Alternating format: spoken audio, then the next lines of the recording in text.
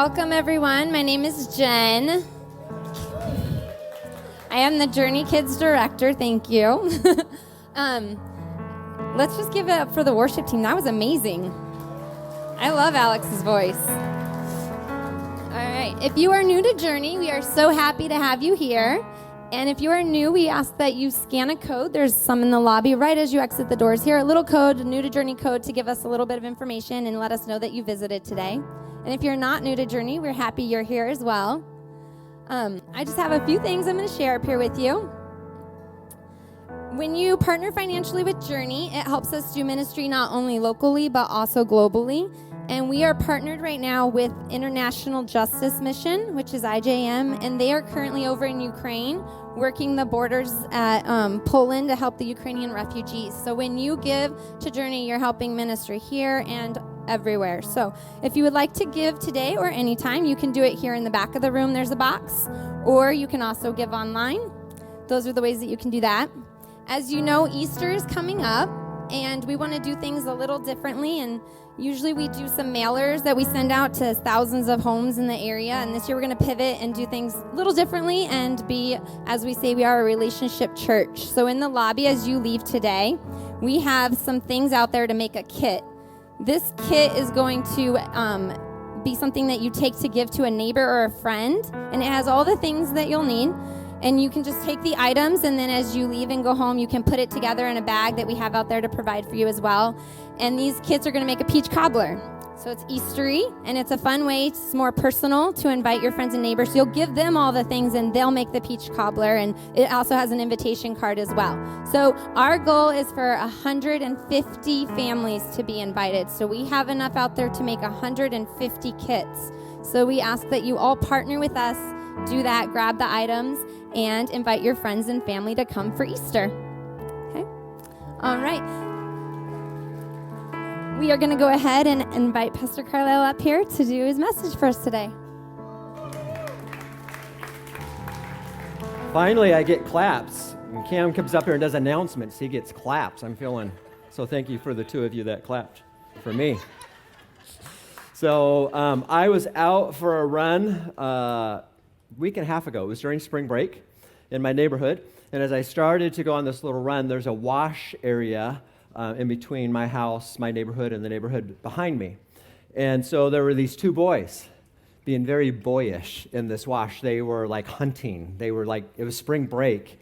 It was time, they were just hanging out with each other. And I was just imagining what they were doing. You know, I could hear their voices. They didn't know how much their voices were carrying. They're so excited about things in the wash that they were going to like hunt and kill, because that's what boys, sometimes girls do. So I just thought it reminded me of spring break. I went for my run, and about an hour later, as I came into the other end of my neighborhood, they had made their way through the wash. They were at the other end of the wash.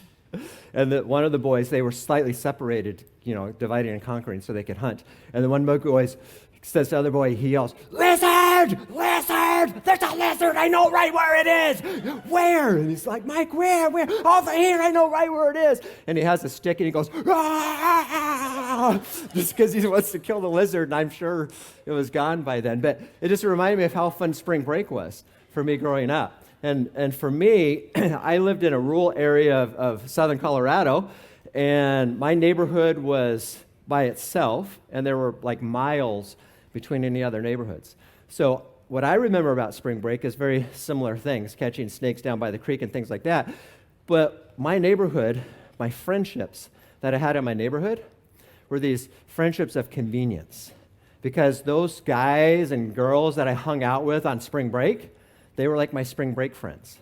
At school, I had my real friends. Not that they weren't my real friends, but at school we would just kind of pass each other by. I was talking with some people this morning about how great the 80s are. It reminded me of a movie that Tina and I went and saw the day after I proposed to her when she said yes. So our first date as an engaged couple was to go see a movie. In a second, we're going to play a little bit of 80s music for you to guess what the movie is. But it's a movie about inconvenient relationships, inconvenient friendships, people that had to come together for a particular purpose for a particular day. And at the end of the movie, they're contemplating, are they going to be friends? Let's listen to the song and see if you can remember it. Don't you forget about me. Yeah. What's the movie? Right on. It's like every time I hear that song, we actually did ballroom dancing lessons a few years ago, and this was the song that we learned a routine to, but we have forgotten it, so you're not going to, I could do it, but I'm not going to do it for you. But today, we're talking about inconvenient relationships. Convenient relationships that are really inconvenient. We're looking at a triad of people that had convenient relationships just to get their agenda and some things for them that they wanted to get done. And so I was thinking about not spring break, I was thinking about Carlyle's life. And do I have any inconvenient relationships or convenient relationships that are really inconvenient because it's not people I would pick to have a relationship with unless it does something for me? That's kind of what we're looking at today, some people who did that. And I was thinking about, I have probably, if I'm honest, I probably have some friendships, some relationships that are convenient because they further my agenda in life. Do you? You understand? Yeah, I feel you are being honest and nodding your heads. What about my peace? Because, chaotic relationships, sometimes we just say, I don't have room for that. Sorry, Jeremiah. I have so much room for you because you're not chaotic. But we have these chaotic relationships and we're like, we just eliminate them from our lives because we want some peace. And there's some relationships in my life that I avoid because, no one in here, because they don't bring me peace. And I want some peace. What about my moments? How I feel in my moments? There's some relationships I have because they make me feel good. Because they build me up, because they make me warm and fuzzy, and those are the reasons I have those relationships. Now, those things aren't in and of themselves bad, but it's just how far does this go? I wanted to read to you something about our core values. We have 7 core values, and one of them says this: we love people. It's one of the reasons we worship in the round. We initiate and build relationships with each other that reflect Christ. We seek relationships, and we avoid anonymity. You just got to practice that word, and you can say it too. We believe the best in each other. So these inconvenient relationships that we have sometimes are the opposite of that. Today, that's what we're going to look at. We're going to look at a passage in the part of Jesus' life. That's what this Pieces series is about, is what was happening in Jesus' life in those last days and last hours of his relationship. And we're going to look at a triad of inconvenient relationships. So let me read it to you from Luke chapter 23. It's not going to be up on the screen, so if you want to take your smartphones out or if you have a Bible, look at it. This is what it says. Then this is, by the way, after last week's message when they had the little secret hearings and the proceedings with Jesus that were highly illegal. So this is the very next thing. Then the whole company of them, the Sanhedrin, arose and brought him, Jesus, before Pilate. And they began to accuse him, saying, we found this man misleading our nation and forbidding us to give tribute to Caesar, and saying that he himself is Christ, a king. Are you listening, Pilate? And Pilate asked him, are you the king of the Jews? And he, Jesus, answered him, just like he answered last week, you have said so. Then Pilate said to the chief priests and the crowds, I find no guilt in this man. But they were urgent, saying, he stirs up people, teaching throughout all Judea from Galilee even to this place. When Pilate heard this, he asked whether he was a Galilean. And when he learned that he belonged to Herod's jurisdiction, he sent him over to Herod, who himself was in Jerusalem at that time. When Herod saw Jesus, he was very glad, for he had desired to see him because he had heard about him, and he was hoping to see some sign done by him. So he questioned him at some length, but he made no answer. Jesus didn't answer. The chief priests and the scribes stood by vehemently accusing him. And Herod with his soldiers treated him with contempt, and they mocked him. Then arraying him in splendid clothing, he sent him back to Pilate. And Herod and Pilate became friends with each other that very day, for before this there had been enmity between them, hate. Pilate then called together the chief priests and the rulers and the people, and he said to them, you brought me this man as one who is misleading the people. And after examining him before you, behold, I do not find this man guilty of any of your charges against him. Neither did Herod, for he sent him back to us. Look, nothing deserving of death has been done by him. I will therefore punish and release him. Would you pray with me? Jesus, we thank you for your word. We thank you for your life. We thank you for your death. We thank you for your resurrection. We thank you for your transformation. May today be about transformation. May we consider relationships in our lives that are more for us than for the people we have the relationships with, and especially as we consider our relationship with you, Jesus. Would you talk to us about that relationship? Would you convict us about that relationship? Would you deepen that relationship? It's in your name that we ask these things, and it's in your name that we pray. Amen. All right, so this triad of inconvenient relationships. All three of these guys, there's Caiaphas, he's the lead priest. Pilate, he is the governor of the area. We're going to look at all of them in a second. And then we have Herod Antipas. They're all in Jerusalem because of a really big event. Everyone comes to Jerusalem at this time of year, like right now, because it's Passover time. So people were all there. All three of these guys didn't really have a relationship with each other, so this is like 80s music time. This might even be late 70s. So we have another song. Hey, are you ready for the song, Justin? Hey. Play that song. That's what they were doing. Now, I didn't want to really use this song because there's some nasty stuff in there, but it's also country because that's not really music. That's like Cats when I talked about dogs last week. So these guys were looking for love in all the wrong places. They didn't like each other, but it was a convenient relationship that they had with each other. So I'm going to talk about them. So Caiaphas, the first one, the lead priest. He was in his 12th year. I did all this great research. It's fun to get the context of the story. He was in his 12th year of being high priest. You know how frequently or how long a tenure of a high priest usually was? 1 year. He had more than 12 times as long. He had been reigning for 12 years when this was happening.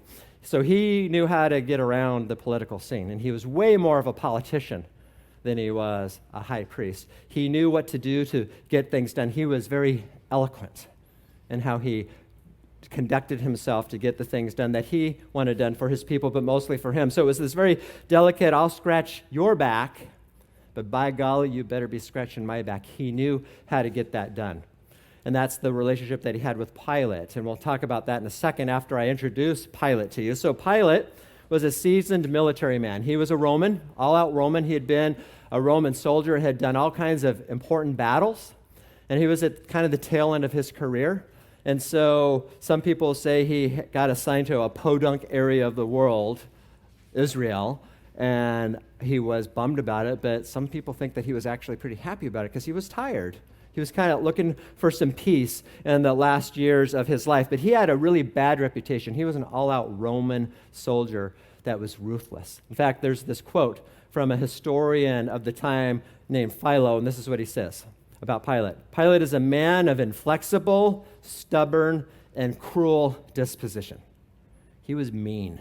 He was an all-out Roman. He killed people the ways Romans killed people, but something was shifting as he came to Jerusalem at this time, to Israel. So Tiberius was the emperor at the time, and Tiberius said, hey, I know what your reputation is, but you need to dial that down. You need to put that on hold. This is your job description. You need to keep the peace with those riotous people, because that's what Israel, the people that lived in Jerusalem, Caiaphas and his crew and other people, they frequently had riots. And his job description was to keep the riots down. Why? Because when people riot, they don't pay taxes. You are a revenue producer, Pilate. That's your job. Keep the peace, bring in the money. And the way you keep the peace is that you honor the religious stuff. All this religious customs that they have, that's why you just keep the peace. Let them do their thing to keep the riots down and keep the tax money coming in. And that's why we find Pilate at Passover. So Pilate and Caiaphas, what's their relationship like, this inconvenient relationship? So originally when they started working together, Pilate, trying to keep the peace, decided that he would start to display graven images of the Roman emperor in the areas around the temple.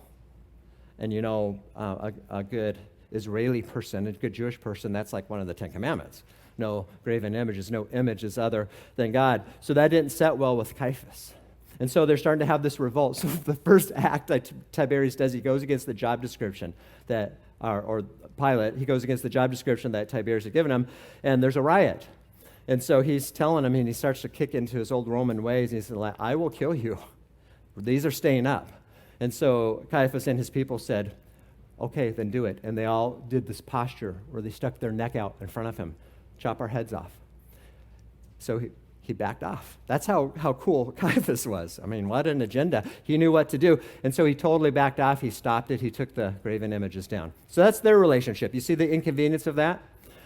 What about Herod? Who is Herod Antipas? So there's a few Herods that we can get confused about. I actually got confused as I was looking at it, had to look into it. So he is the son of Herod the Great. Herod the Great was the one who tried to off Jesus when he was less than 2 years old. Remember that story at Christmas time? So he killed all the less than 2-year-old baby boys. That's that Herod. That's his dad. So he has died a terrible death. I shouldn't laugh. Well, I'm sorry that just came out. He was a despicable man. He had 4 sons who the fruit was not falling far from the tree. And he divided his kingdom up, Israel up, into 4 quadrants and gave a quadrant to each of his sons. So Herod Antipas is one of his sons, and Herod Antipas is the one who is up in the Galilean region, where Jesus hung out most of the time and where Jesus was born and where he was raised. And so what was going on with Herod is he was the one, by the way, that had John the Baptist killed. Do you remember that story? If you don't, I'll tell you about it. So Herod was married, had a political marriage to someone, I forget what region she was from. So he married her because it was good for alignment purposes, And he decided that he was in love with his brother's wife. Yeah, his brother's wife. So he divorced his political marriage so he could marry his brother's wife. That brother's wife was the one who had the daughter that danced for Herod. If you remember, Herod Antipas, this is that Herod. And when she danced so good, because he really likes to be entertained, we saw that in the passage, he really was into the moment. Then she danced and he said, "You can have whatever you want. You're such a good dancer."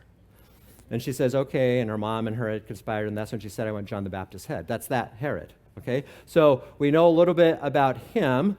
Herod and Caiaphas, they really didn't have any relationship. They didn't need to have a relationship because Herod was like a half-breed in more than one way.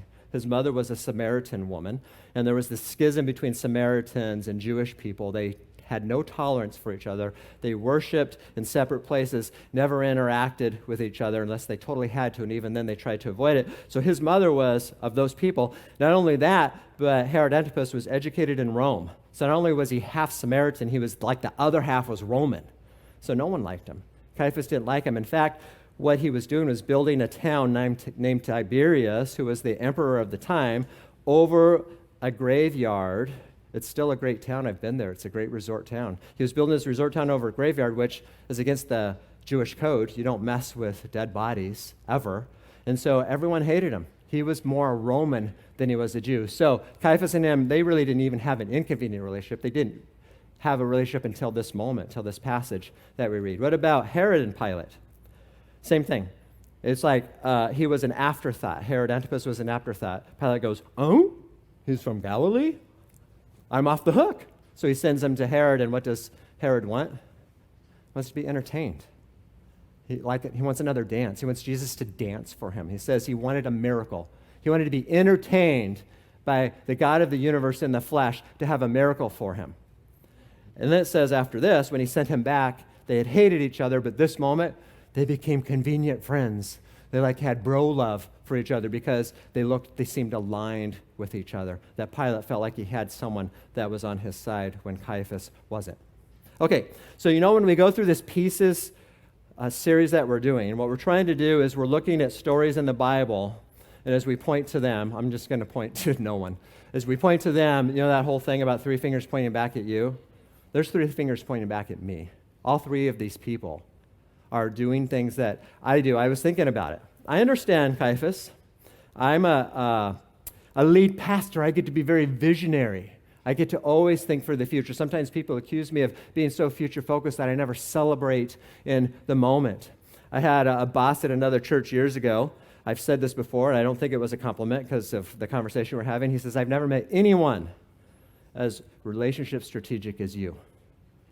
And I think he was trying to say, back off. Dude, back off. That's me. So I understand what Caiaphas is about. In fact, I had lunch with a guy a couple of weeks, maybe a month or 2 ago, that's new to Journey, and he has a lot of ministry experience. And I knew about that ministry experience, and I had lunch, and I said, "I want you to come to Journey Church." I said, "It's guys like you that make leaders like me, you just make my mouth water. I said that to him because I was just trying to be honest. I want you to be a part of Journey's vision. So I'm like Caiaphas. Are you? Are you like agenda-driven like Caiaphas? This is not about them. This is about you. What about Pilate? He was just wanting some peace in his life. Do you ever just want some peace in your life? I was telling Pastor Cam this week that Mondays are kind of a hard morning for me because Sundays are game day. Everything points to Sunday. When you're a pastor, your life revolves around Sundays. And so sometimes on Monday morning, I just want to sleep in, even though I know it's virtually impossible for me because I just get up and start thinking and doing things. But sometimes on Mondays, I'm just so tired. Last weekend, Tina and I were at Mayo Clinic because there's a dear lady in our church that's suffering from cancer, and we were there so that we could do a prayer vigil. So Tina and I got there early, and we were waiting for people to come up, and I was just watching people. I'm a big people watcher. So there was this guy that was walking up, and he had a bag of food. So I'm pretty sure he was delivering a meal, which was going to be cold by the time it got there because this was his walk. It was just this little shuffle. Seriously, it was like he was making progress. It was just really, really slow. Maybe he was seeing his wife with a bag of food, but he left soon after that. He shuffled back. It took like a half an hour, but he shuffled back. So I think he was delivering food, and I said to Tina, I said, man, when I'm 96, I don't know if he was 96, I just was guessing because of the shuffle, that I hope I don't walk that slow. And she said, you will never walk that slow. You never have, you never will. If you have to shuffle, you'll have a power wheelchair and you'll be doing wheelies and you'll be kicked out of the hospital because of how you are. But, now I say that because of the Caiaphas side of me. But I get tired sometimes. I get tired by relationships sometimes. Do you? I just get a little tired of what they're taking out of me instead of what they're giving to me. Some relationships just don't bring peace to my life, and I already said it. So what do we do when relationships don't get peace from my life? We offload them because they're not convenient for us. They're inconvenient relationships. So I'm Pilate too.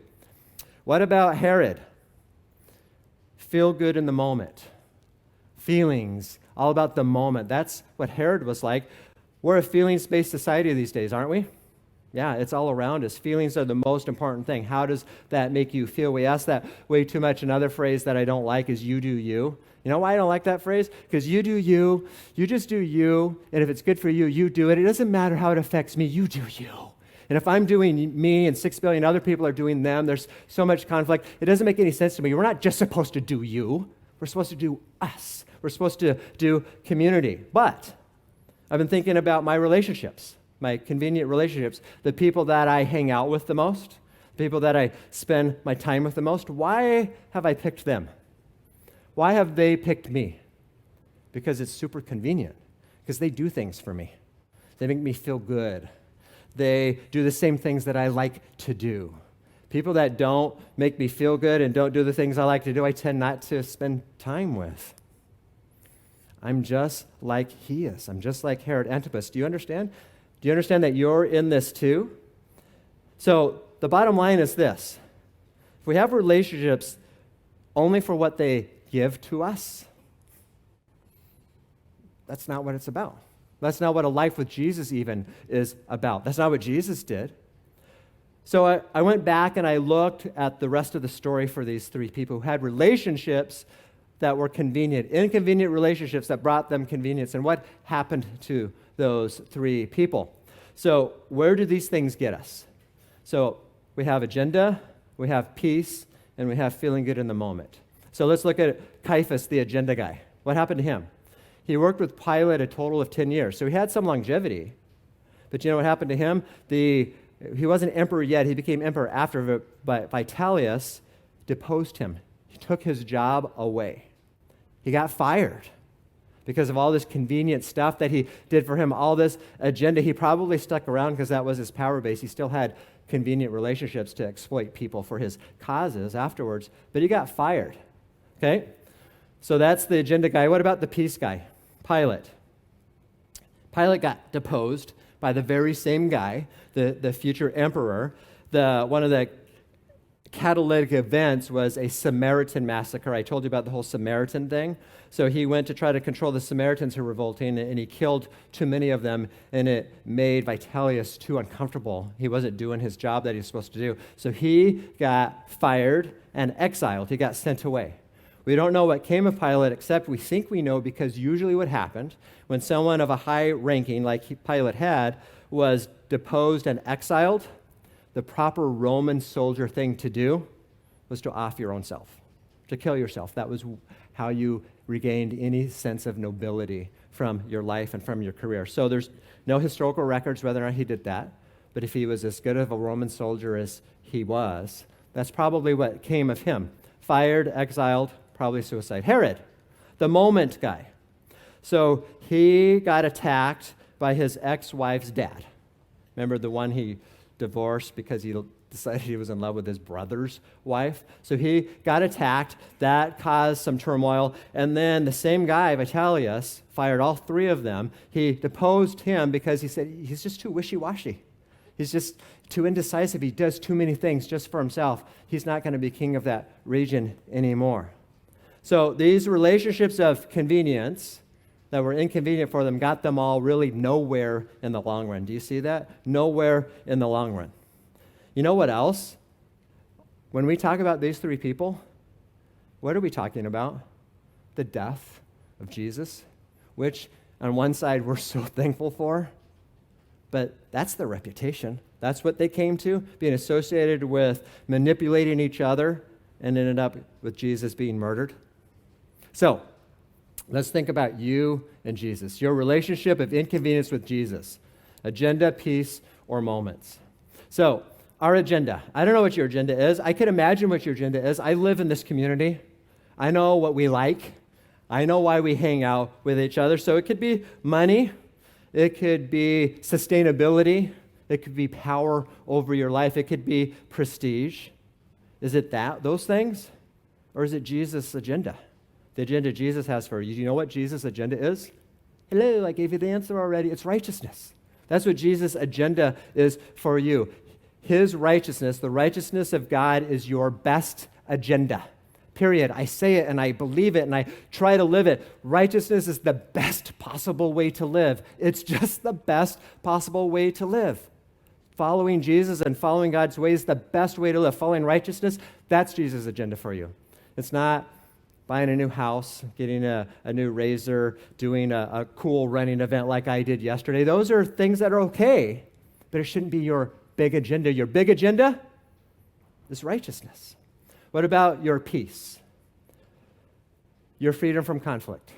Coming up on your retirement plan? Whatever causes conflict, and is that your agenda? To just have some harmony in your life?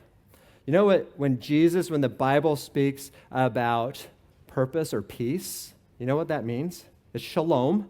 That word means perfect completeness. That's Jesus' agenda for you. It's not to be refreshed on Monday morning and have a good attitude when you head in for work on Monday morning. That's icing on the cake, but that's not the big agenda or these other things.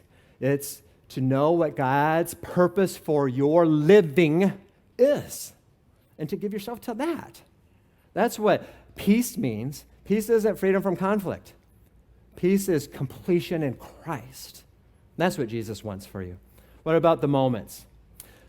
Jesus is not condemning feelings. Jesus is a feeling guy too. Jesus has feelings. We see stories where he had feelings. He has strong feelings for you, strong enough that he died for you. That's pretty strong feeling. But Jesus has more than feelings. Feelings are not the main thing in a life with Jesus. Righteousness is the main thing. And so what Jesus is trying to do is not just to get into your emotions, but he's trying to get into the things before your emotions, your thinking.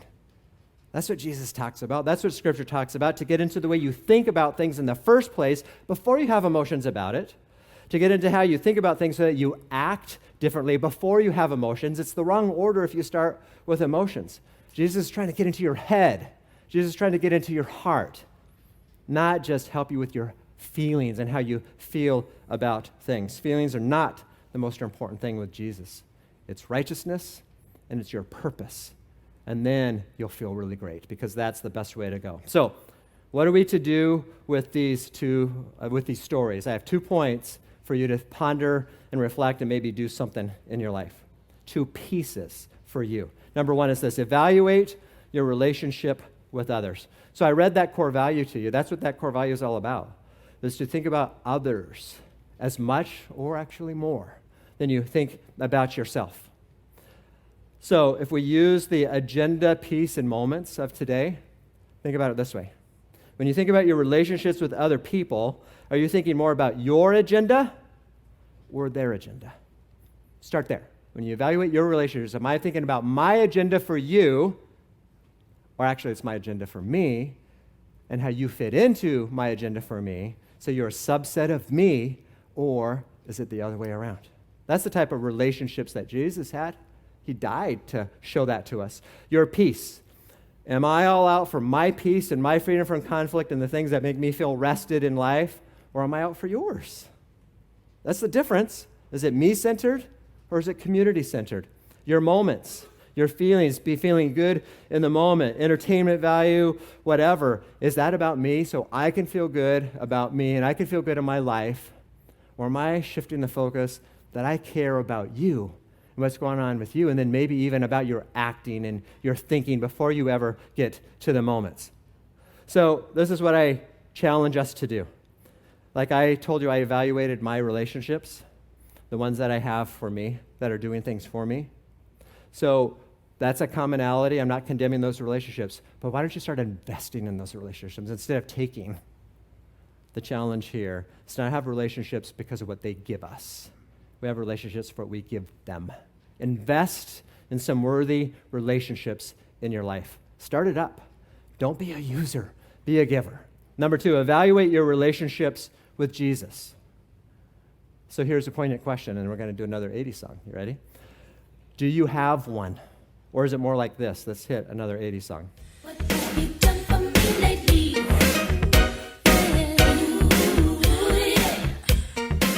I'm trying not to break into my dance moves, my Janet Jackson dance moves. I could have been like on her dance team, I'm sure of it. Now that's funny, but that's serious. Is that what your relationship with Jesus is based on, that? What have you, Jesus, done for me lately? I even say it lately. What have you done for me lately, Jesus? What have you done for me lately? That's really the question. Do you have a relationship with Jesus, and what is the basis of your relationship with Jesus? Is it about what Jesus is doing for you? Jesus, you help me with my agenda. Jesus, please bring peace to my life. Jesus, please help me to know what to do in my life. All those things that we're talking about today, so I feel good in the moment. Is it more about you and Jesus coming under you, or Jesus being who he is, the God of the universe and the God of your salvation, transforming your life today? Is it not about what Jesus is doing for me, but what Jesus is doing for me and changing me so I can be doing things for Jesus? So here's the last thought. A relationship with Jesus is inconvenient at its core. It is. Think about that. A relationship with Jesus is inconvenient at its core. Why do I say that? Because Jesus is into transformation. Jesus is into changing us into his likeness, because his likeness is righteousness, and his likeness is completion, and his likeness is peace in our life. And it does feel good. That's what inconvenient relationships can do, healthy ones, because it's hard to change. But Jesus is tenacious, and he wants to have a relationship of inconvenience for you so that you're changed into his likeness, and then convenience comes. You'll have some convenient things in your moment, but we have to embrace the inconvenience. Are you following me? We have to embrace the change that Jesus brings to our life. It pays off. So we could do the thing that Caiaphas did. We can do things like Pilate did. We can do things like Herod Antipas did. But what did it get them? That's not Jesus' agenda for you. That's not the peace he's trying to bring to you. It's not the feelings he's trying to get. He's trying to get us to a place of righteousness that completes us, that we can feel good about. And if we pursue that, then these things fall into place. Would you pray with me? Jesus, we thank you for these pieces in this story. We thank you that you stuck with it, even though it was hard, it was painful, but you decided that we were worth it. You, Jesus, are still deciding that we're worth it. So help us to evaluate our relationships with others and to mimic you in relationships. Help us to evaluate our relationship with you, not to seek what have you done for us lately, but what we're doing with you and for you. It's in your name, Jesus, that we pray. Amen. So one more thing that I want to celebrate with you. That's one of those words that's hard. This is like a family meeting, which means that if you're not a part of Journey's family, it doesn't mean to get out. It just means we need to talk about something. So I want to read another core value. We love to celebrate. Noticing God's movement in our lives inspires us to keep moving toward him. We notice and celebrate when God has moved among us and has used us to affect the world. So what I say is anytime we see God's movement in a person's life, one of our core values is we celebrate people's movement towards what God has for them. That brings a different agenda sometimes, that brings a different type of peace, that brings some feelings. So we have one of those moments in our family. Alex is going to come up and tell you where God is moving in him and Deidre's life these days. Yeah, thanks, Carlyle. Deidre and I have been having some long and very difficult conversations. Actually, it's kind of difficult for me to talk about out loud now with all of you guys. But we feel God calling us to leave the Journey Church family and pursue a couple different opportunities as a family. One of them is to pursue a new ministry opportunity, something that is either bivocational or part-time, and we feel that is where he's calling us, so we can then transition into a career change for me, somewhere into the aviation field. And we strongly believe that God calls people to times in their lives and areas for seasons, and we believe that in this next season, he's calling us to this opportunity. And so I still have a deep, deep desire to be on a worship team, involved in a local body of believers, in worship leading and all of that. I feel very, very called to do that still. We just feel that the time investment and the way that can play out can look a little bit differently. I'm more than grateful for what Journey has offered me for the past 3 years now. 3 years as of next month. Yeah, almost to the day. And you guys had faith in a young guy to come in here to help cultivate a different worship environment and atmosphere. And I'm thankful for the embrace of the circle. That was partially my idea. And who was it? It was Justin. Me and Justin came up with that. And we embraced the circle, and you guys have done great doing it. But I'm excited. It's bittersweet. For sure.